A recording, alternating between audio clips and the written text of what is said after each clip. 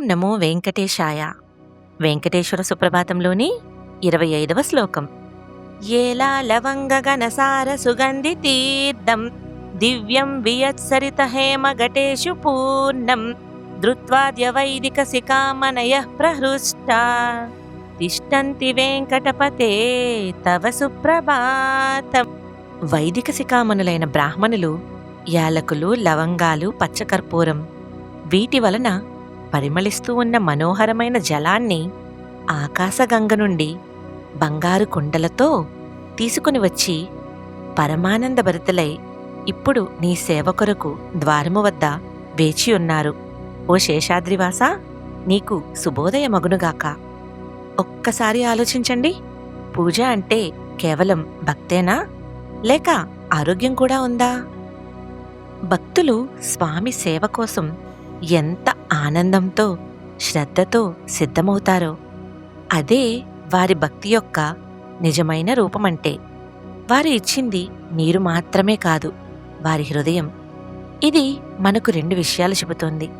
1 హృదయం, 2 ఆరోగ్యం. ఇక్కడ సుగంధి తీర్థమంటే లవంగం, యాలకులు వంటి సుగంధ ద్రవ్యాలతో తయారైన పవిత్ర జలం. ఈ సుగంధ ద్రవ్యాలు శరీరాన్ని శుభ్రపరుస్తాయి, జీర్ణశక్తిని మెరుగుపరుస్తాయి, ఆరోగ్యాన్ని కాపాడుతాయి.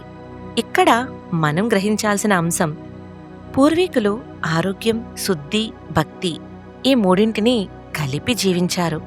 అందుకే వారి జీవితం పూజ మాత్రమే కాదు, సంపూర్ణ జీవన విధానం. మనము కూడా శరీరాన్ని ఆరోగ్యంగా, మనసును పవిత్రంగా, హృదయాన్ని భక్తితో నింపుకుంటే ప్రతిరోజు పూజగా మారుతుంది. దేవునికి సమర్పించేది వస్తువు కాదు, ఆ సమర్పణ వెనుక ఉన్న భావం. అది చిన్న పని అయినా భక్తితో చేస్తే, హృదయంతో సమర్పించి అర్పించి అనుభవించాల్సిన భావం. ఇది వెంకటేశ్వర సుప్రభాతంలోని 25వ శ్లోకం. రోజుకు ఒక శ్లోకం, జీవితానికి ఒక దిశ. ఇటువంటి జీవన సత్యాలు తెలుసుకోవడానికి మా ఛానల్ని సబ్స్క్రైబ్ చేయండి. ఓం నమో వెంకటేశాయ.